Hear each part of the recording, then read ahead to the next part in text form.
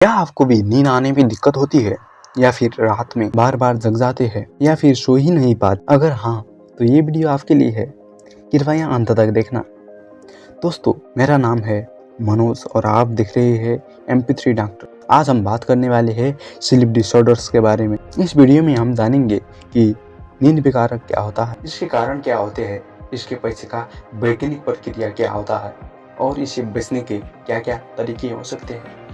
नींद विकार sleep disorders वो स्थितियां हैं जो आपकी नींद को प्रभावित करते हैं, जिससे आपके सामान्य जीवन शैली और स्वास्थ्य पर असर पड़ता है।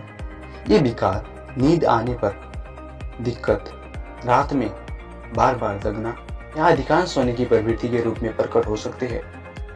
जब हम तनाव में होते हैं तो हमारा मस्तिष्क पूरी तरह से आराम नहीं कर पाता, जिससे नींद में बाधा आता है। असमय पर सोना, अधिक कैफीन का सेवन और देर रात तक इलेक्ट्रॉनिक डिवाइसेस का उपयोग भी नींद की विकार का कारण बन सकता है। कुछ चिकित्सकीय स्थितियां जैसे स्लीप एपनिया, इंसोम्निया और रेस्टलेस लेग्स सिंड्रोम भी नींद का विकार बन सकता है। अब हम नींद विकार के मैकेनिज्म के बारे में विस्तृत से बात करते हैं। इंसोम्निया एक सामान्य नींद विकारक है जिसमें व्यक्ति को सोने में कठिनाई होती है या वह रात में बार बार जग जाता है। यह विकार तनाव, चिंता या खराब नींद की आदतों के कारण हो सकता है। स्लीप अपनिया में सोते समय व्यक्ति की सांस रुक जाती है, जिससे नींद में बाधा आता है। यह समस्या आमतौर पर मोटेपे या गला की संरचनात्मक समस्याओं का कारण हो सकता है। रेस्टलेस लेग्स सिंड्रोम में व्यक्ति के पैरों में बेचैनी होती है, खासकर रात के समय, जिसमें रात में नींद में कठिनाई होती है। यह विकार अक्सर आयरन की कमी से न्यूरोलॉजिकल समस्याओं के कारण होती है। अब आप सोच रहे होंगे कि नींद नियंत्रण कैसे होता है, तो मैं बता दूं कि हमारे मस्तिष्क के कुछ न्यूरोट्रांसमीटर्स महत्वपूर्ण भूमिका निभाते हैं। मेलेटोनिन एक हार्मोन है जो नींद को नियंत्रण करता है। यह हार्मोन अंधेरे में अधिक मात्रा में उत्पन्न होता है, जिसमें हमें नींद आती है। दूसरी तरफ कैफीन एक ऐसा पदार्थ है जो एडेनोसाइन नामक न्यूरोट्रांसमीटर की क्रिया को बाधित करता है, नींद के लिए जिम्मेदार है। कैफीन के सेवन से नींद की गुणवत्ता में कमी आ जाती है और नींद में बाधा उत्पन्न होती है। अब आप सोच रहे होंगे कि स्क्रीन टाइम और नींद का क्या संबंध है। इसका साधारण जवाब है इलेक्ट्रॉनिक डिवाइसेस जैसे मोबाइल, लैपटॉप, टीवी से निकलने वाले ब्लू लाइट मेलेटोनिन की उत्पत्ति को बाधित करती है, जिससे नींद में दिक्कत होती है। ऐसे में पीला चश्मा का उपयोग करना लाभकारी हो सकता है।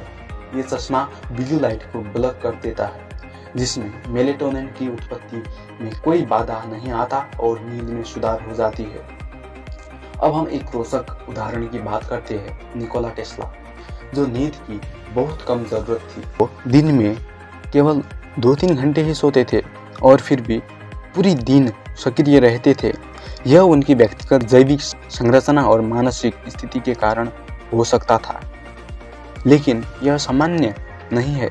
अधिकांश लोगों को स्वस्थ रहने के लिए रात में 7 से 8 घंटे सोने की जरूरत होती है। इसलिए द्वितीय विश्व युद्ध के दौरान अमेरिकी सैन्य बलों ने एक विशेष तकनीकी का विकास किया था, जिसमें सैनिक किसी भी परिस्थितियों में जल्दी सो सकते थे। इस तकनीक में गहरी सांस लेके, मांसपेशियों को आराम देके और मानसिक तनाव को कम करके सौम्य बल लेट जाते थे। इस तकनीक में सौम्य 2 मिनट में सो सकते थे, चाहे वो कितनी भी तनाव में क्यों ना हो। अब आप सोच रहे होंगे कि नींद विकार से क्या खतरा हो सकता है, तो मैं बता दूं कि लगातार नींद की कमी से हृदय रोग का खतरा बढ़ सकता है।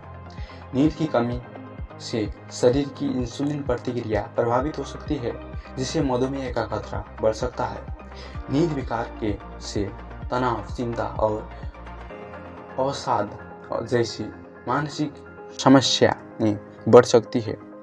नींद की कमी से प्रतिरक्षा प्रणाली कमज़ोर हो जाती है, जिससे बीमारियां जल्दी पकड़ सकती है। नींद विकार से बचने के लिए कुछ तरीके हैं।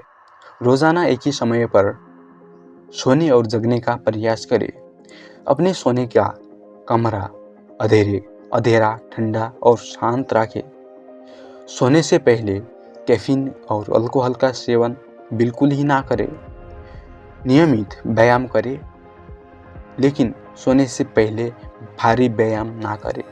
ध्यान, योग और गहरी सांस लेने जैसी तकनीकों का उपयोग करके तनाव नियंत्रित कर सकते हैं। नींद विकार को समझना और इनका सही समय पर इलाज करना बहुत महत्वपूर्ण होता है, क्योंकि यह हमारे संपूर्ण स्वास्थ्य पर गहरा असर डालता है। अगर आपको नींद की कोई समस्या है तो तुरंत डॉक्टर से संपर्क करें। धन्यवाद दोस्तों देखने के लिए। अगर आपको यह वीडियो अच्छा लगा तो कृपया लाइक, शेयर और सब्सक्राइब करें। नीचे अपने सवाल और टिप्पणियाँ छोड़ें। मिलते हैं अगले वीडियो में। तब तक के लिए खुश रहिए, अच्छे रहिए। Bye bye.